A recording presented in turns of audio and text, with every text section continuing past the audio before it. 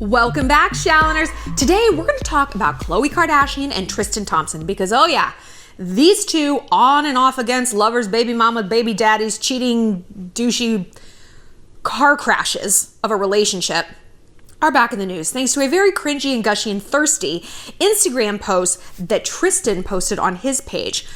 And I let you guys weigh in on exactly what part of this saga we should focus on. And you guys voted on my Instagram page, ShallonXO. Follow me to weigh in on my next topic.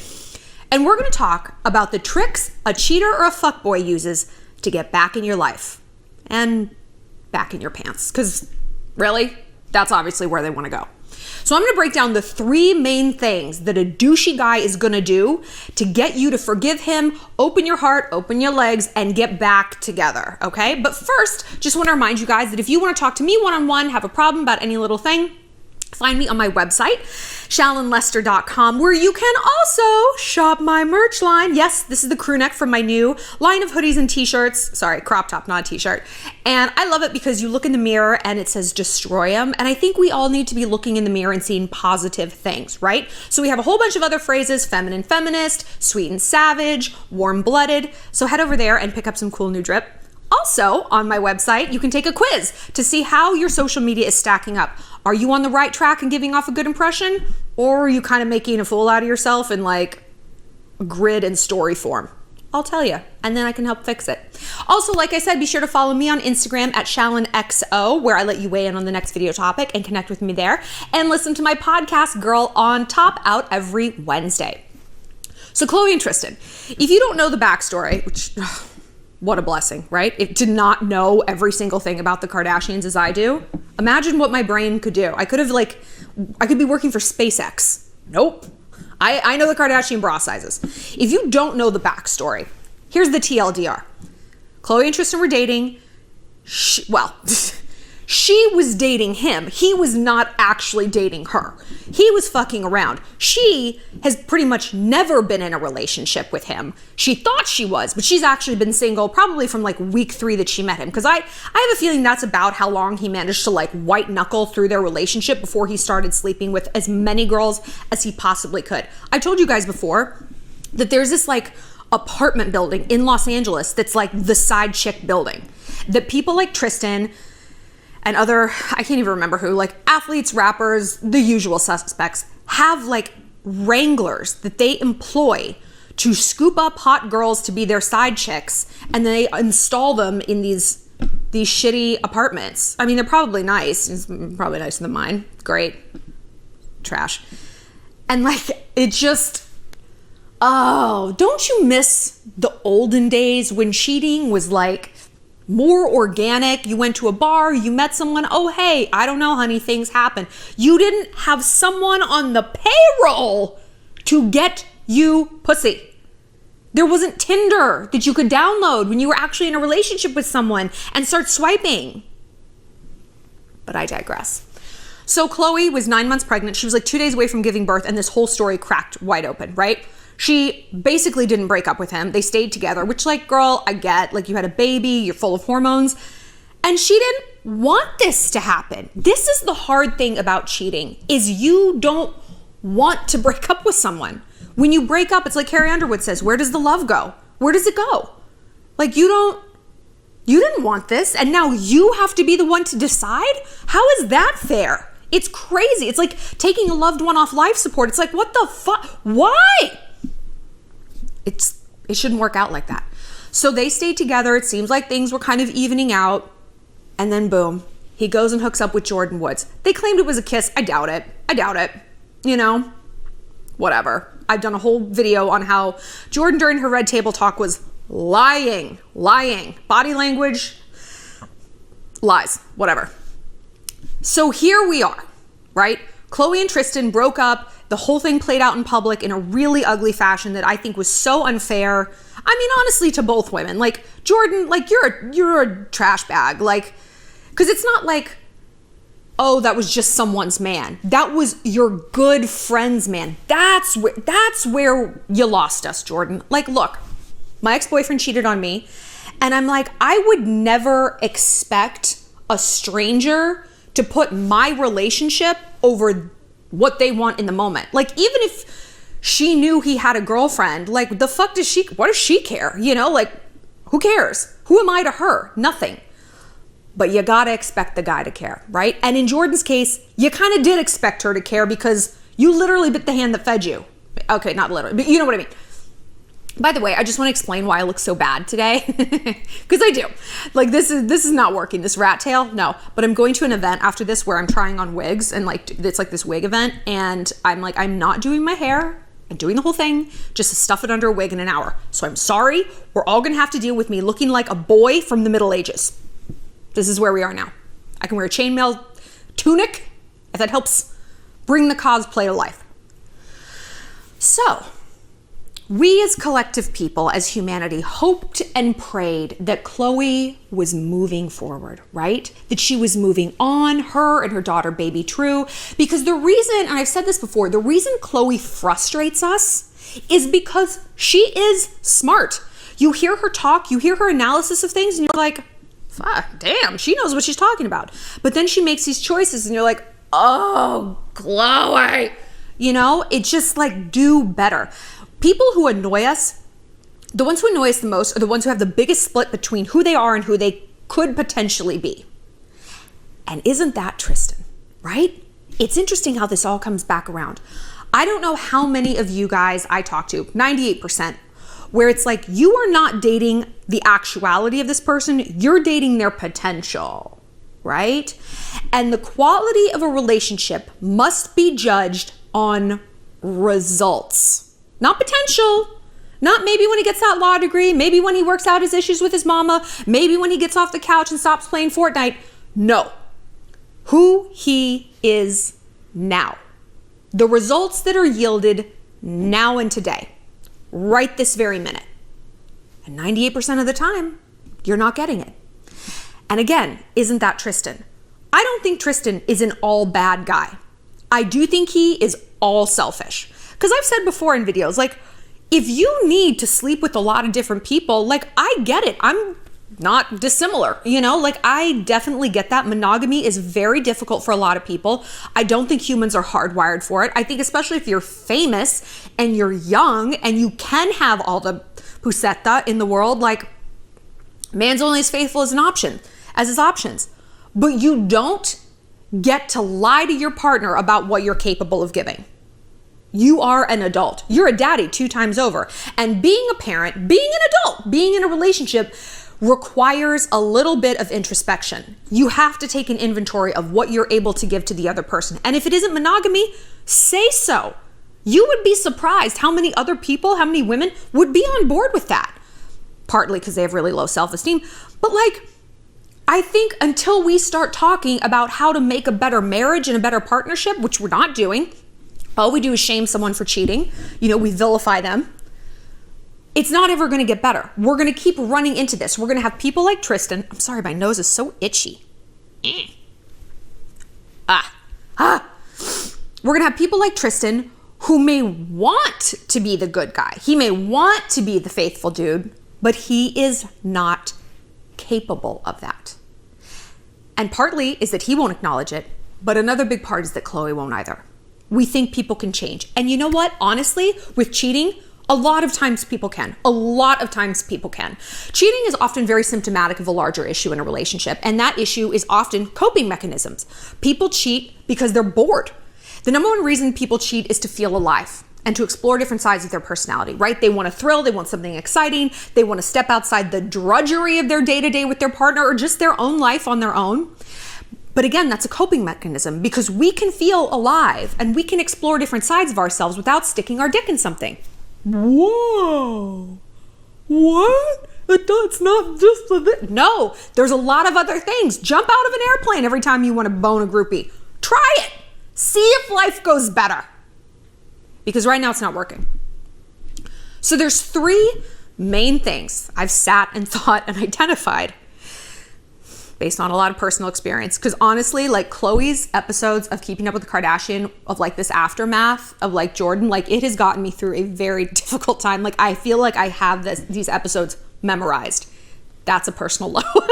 Like when you say it out loud to the internet to 207,000 people, you're like, I am embarrassed.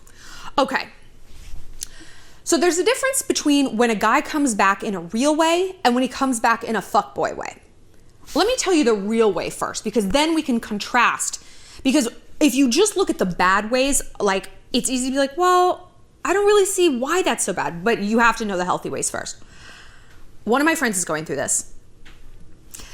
She's like, her boyfriend like dumped her out of nowhere, almost immediately realized he missed her so bad, and is like, wants to get back together. And I'm like, okay, when a guy comes back to you and wants to get back together, what we as humans who have been wounded, what we want is not actually an apology when you think about it.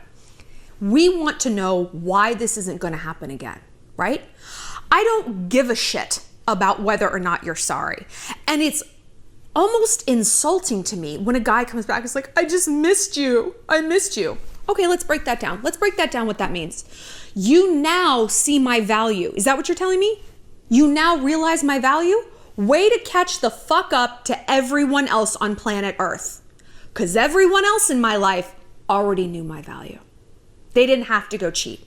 They didn't have to go stay out all night and not text me back. They didn't have to go do that. They just plain valued me. My friends, my family, the Shallon Entourage. So what you're doing now is self-identifying as someone who is that far behind. And even worse, someone who has to learn everything the hard way, right? You, on some level, didn't see my value before. And it's like, oh, wow, that's a data point and a revelation that I cannot ignore. I mean, I can to my own peril, but I shouldn't. So I want someone, when they come back to me, not to be like, I'm sorry. Oh, this nose, I can't. What's happening? It's been like this for days. I want them to come back and say, here is what I have learned about myself. Not here's what I've learned about you, Shallon. I've learned that I miss you. I've learned that you have value. I want you to tell me, I have learned that I have poor coping mechanisms. I have learned that I have that poor coping mechanism because I'm afraid to be bored, because I was isolated as a child. And so when I'm bored, I go back to that bad place and I reach out to anything that's stimulating, whether it's drugs, it's alcohol, it's food, or it's Tinder. And I have now identified a plan to tackle that. That's what I want to hear. And I want to hear that this plan is underway. I don't want to hear like, well, when I get over like my surgery, you know, I stepped on a nail. Well, when the semester's over, oh, it's Greek week. Oh, it's Shark week. Okay, that's fine. You can put whatever it is you want to in front of me, but you've self-identified. That's all I need to know. And that's not an ultimatum. That's just the way it is. So if he comes back and he's like, I have learned and I have grown and I am so, so sorry that you were the thing that broke my fall. I am so sorry. And I feel disgusted with myself that I wasn't cognizant or brave enough to make those discoveries in a vacuum. I had to do it on your back. And here's the plan to fix it. Now I'm listening. Not saying that's a free pass. I'm not saying that's a carte blanche, because you know what? Talk is cheap. And that's basically the thesis of this video. We'll get into that later. So that's the healthy way that you want a guy to come back. And notice what that entailed. It entailed a conversation. It didn't entail a balloon arch from Jeff Latham, Florist to the Stars. It didn't entail a grid post. It was something that was interpersonal, because relationships are interpersonal. Relationships aren't on Instagram. Relationships aren't floral arches. They're interpersonal. So this brings me to Tristan, right? Point number one that a douche is gonna do to try to get you back. The grand gesture. The grand gesture. We talked about this with Travis Scott and Kylie. Remember when he filled her house with like 10,000 rows of something allergy inducing? I needed Benadryl just to get through it. On like her birthday, whatever it was. And I'm like, this dude is a red flag, because fuckboys love a grand gesture, because girls are easily bamboozled. How could he possibly not love me if he's sending me flowers? How could he possibly not be serious if he posted me on the grid? Right? Like I always say, men can be viruses and viruses adapt. They know that that big grand gesture is what society has conditioned us to want. The knight coming in, slaying the dragon. The boombox over John Cusack's head in that stupid 80s movie, Say Anything. The grand gesture, the declaration, the ba-ba-ba. That's not a relationship, but that's how every Hallmark Movie Channel movie ends. That's how every Katherine Heigl, Kate Hudson rom-com ends, right? But we as human beings have got to realize that more goes into a relationship than that, than like a million flowers spelling out your initials in your house. And it took me a really long time to realize this. And you know how I realized it? I was in a relationship with the worst guy. Hold on. But again, I was in a relationship. He was not in a relationship with me. I found that out after he told me he cheated on me via an anecdote. He went to Vegas with his friends. I was like, how was it? And he's like, it was good. We like met this group of bachelorettes. Oh my gosh, one girl, she was so ugly and trashy. I can't believe I slept with her. What? Oh yeah. Oof, whoops. I think I threw a drink in his face. No, I didn't do that. I poured it in his crotch. Poured a drink in his crotch at a bar. Anyway, he sent me like flowers every single day for 4 days. And I was like, oh, he loves me. Ooh. And my coworker, she dragged me to hell with the logic. She's like, you guys have been seeing each other for 6 months. If I told you tomorrow, you're going to meet someone who is going to emotionally torture you, break your heart, humiliate you, and waste your time, your non-renewable resource, time. But at the end, you'll get 3 bouquets of flowers. She's like, is that something you'd sign up for?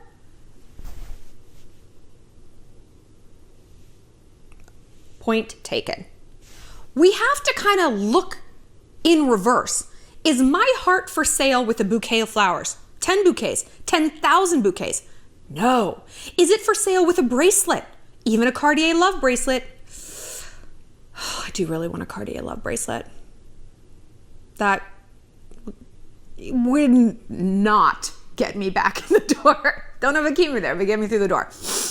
But like, if you're gonna put a price on yourself, put a price. Be like, no, it's a $9,500 Cartier love bracelet. That is the price if we want to get back together. And stick to it. Stick to it. If you're going to devalue yourself and put yourself with a price tag like a prostitute or a piece of livestock, lean in. Lean on it. But get a little barcode and put it on there. But if you're not, then you can't do it at all. It can't be like, well, if he does this grand gesture, whatever. And look, grand gestures they're not always monetary things. I know so many of you who are like, well, this fuckboy, blah, blah, blah, and he kept running me around, but then he posted me on the grid. Who gives a shit? Does the grid keep you warm at night? Is the grid gonna be there when you have a bad day, when your grandmother's in the hospital, when you're mad at your sister, when you get fired? No, and neither will he. Because 9 times out of 10, behind these grand gestures is nothing else. Beneath the surface is just more surface. Because if he was able to understand the nuances that are required to be in a healthy relationship, he'd be there. That's where he would go. He wouldn't go to the grid, he wouldn't go to the flower shop, he wouldn't go to Cartier or Van Cleef. He would go to your heart and to your mind, but he can't because he doesn't have the capacity. Tristan Thompson doesn't have the capacity. Do you know how I know? How many times have you heard them talk about therapy? Once. One time. How many times have you heard about all the shit that he sent her, all the stuff that he's bought her, all the gushy Instagram posts and thirst trap comments? Many. She said that they tried therapy, and she said this like so briefly in an episode that look, you know my thoughts. Every single person on planet Earth should be in therapy. I'm in therapy. Like, look at what I do. You don't think I should be a little woke, get some new tips? Like, every person on earth should be in therapy, just like every person should be going to the dentist. The same thing. And the fact that the Kardashians don't is like, it blows my mind. I guess Kourtney does, but girl, take them all. Get a Groupon. Take them all. So Khloe said that her and Tristan tried it once, and she's like, it did not go well. It did not go well. And like, therapy isn't necessarily supposed to go like well. It's like going to the gym for the first time. You're not gonna be like, that was great, I'm an athlete. No, you're like, that was horrible, I almost threw up, I feel like a whale flopping around on a deck, right? But you keep doing it until. That's a phrase left. You do it until it works. You don't do it for 6 months. You don't do it until it's difficult. You don't do it until you cry and you feel embarrassed. You do it until you get to the place you need to be to craft the relationships you want. And Khloe and Tristan aren't doing that. And I dare say a huge part of it is probably Tristan's fault. He either can't or doesn't want to advance himself in that kind of way. He thinks that love is clicking for a delivery of flowers or whatever, balloons, whatever fuck shit he's doing lately. And that's love. And maybe that's his love language and maybe that's what matters to him. I think it just speaks to a huge amount of shallowness. Yeah, I don't see a lot of depth there. So this is the next thing that they do, right? So now we've done one thing, grand gesture. The next thing they do is they prey on your particular dependency on them. And this could be you got to be really real with yourself about what the chink in your armor is, because you have one. He knows it. He has known it from the jump, and he has been pushing on it all this time. Every time you try to get out of the way of him, he pushes and you go right back. He knows that button. So for Khloe, it's family. She's always wanted a family. She wants that unit. And who doesn't? Who doesn't want to be with the father of their child? And in a healthy way, you know? Oh, the nose again. Like, of course she does. So he's preying on that. Let's read this Instagram thing he posted.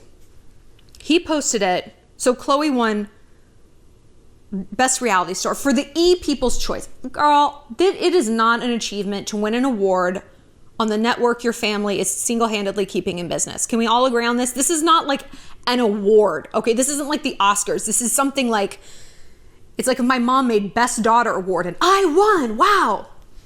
So he posts like a triptych of her on the red carpet. He writes, wow, Khloe Kardashian, 2 crown emojis, whatever. Congrats, Mama Coco, on winning Best Reality Star 2019. That's 2 years in a row. 2-time champ. I love the sound of that. So proud of all you have accomplished this year. Revenge Body is something that always stands out to me. You challenge people to fight for a better you. It's more about what in life really gives us true happiness and is holding us back from achieving that. True and myself are so proud of you and the sisters for everything last night. Y'all are truly role models to our younger generation. Keep leading with love and happiness. You go, girl. You know what's so insulting about that? Is that if he really wanted her to be her best self, he would get the fuck out of the way. He would. He would leave her alone. He would have a flash, just a flash of self-awareness and be like, I can't give that to her. And she actually does deserve better. I can't give my ex-husband what he needs. And I got out of the way. And it was the most painful thing. It's still painful. But I did it because for once in my life, I put a boy's happiness, above my own shortcomings. Maybe. But this is what pisses me off. And this is why I'm so triggered about this situation. Because girls do this. We get out of the way. And that is what love is. It's you have to have this realization, especially as an adult and a father, to be like, I can't give this woman what she needs. I will co-parent. I will give her what she needs in that category, but I will just leave this girl alone. I will leave her alone. She has been through so much. I will put her needs over my dick once. So what he's doing is pressing on her love of family, talking about building her up. She has been perennially, the ugly sister, her term. I've never thought she was ugly. It's so sad she thinks that, but building her up she's the queen, she's the top, she's the leader, she's doing so much. That's her weak spot and he's pressing on it. Here are some other places they might press. Sex. Maybe they're the best sex you've ever had. Maybe they were into your body in a way that you've never felt comfortable with. Maybe they insulated you from family or they gave you the family that you want. Maybe it's that they were kind of a savior. Oh, does that sound familiar? This pounding in the background, making me insane. The neighbors are doing something. The Sistine Chapel didn't take this long. I can't set up my Apple TV. I can't figure out how to work my Instant Pot. He could, so he's gonna come over. I'm gonna do this for you. You don't have to worry about it. They're gonna add value. right? That's how they get back in, because that's a gateway. I've read a million reports of like Khloe and Tristan, and it sucks because they have to talk because of the baby. And like, then it's like, okay, so how else are you? You know, and then one conversation leads to another and leads to another. You rebuild that rapport, and trust is regained little by little by little by little, or so it seems on the outside. But trust takes a long, long, long time to rebuild. It's really difficult. And you don't know until you learn the hard way. But I'll tell you this, the past is the future. The best predictor of future behavior is past behavior. Tristan hooking up with Jordan wasn't an outlier behavior. That was the norm. Him being monogamous was the outlier. So you need to look at the fuckboy, you need to look at the ex and be like, break down his relationship and his behaviors in black and white. What is the norm for him? Is it going out with his bros and vaping and blah, blah, blah? Or has he typically had girlfriends and been faithful, and whatever happened, whether it was cheating or a fight or whatever, this is an outlier.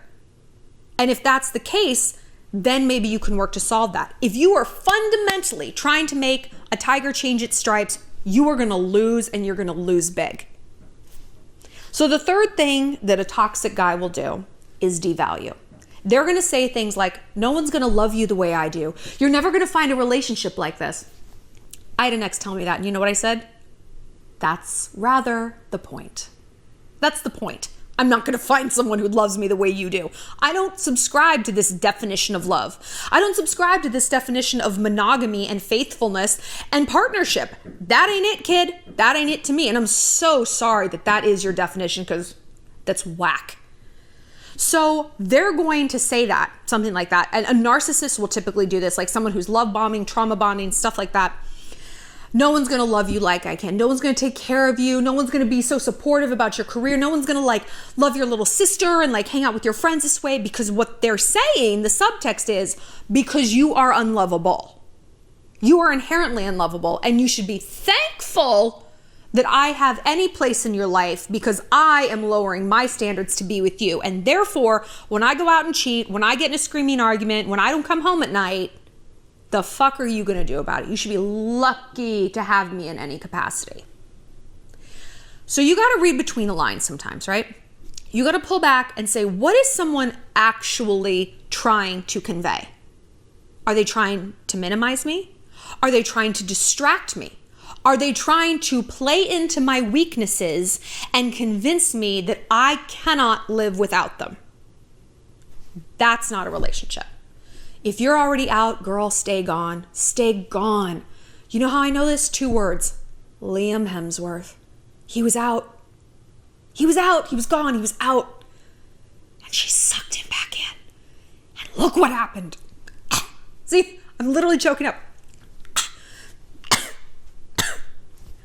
That's all for today. I want to know what you guys think about Khloe and Tristan. I really feel like they're going to end up back together, and I'm sad for her, because I know she's going to keep it so secret.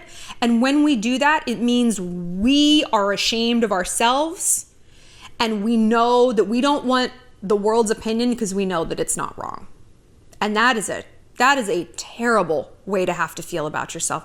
It's terrible. And I've said this to you guys individually. 99% of the questions I get from you, they don't come down to, I didn't know that's who he was. They always come down to, I knew and I ignored it. We're better than this. Like I said, if you have a question for me, find me on my website, shallonlester.com, where you can take some quizzes and shop some drip. Also follow me on Instagram at ShallonXO, and listen to my podcast, Girl on Top.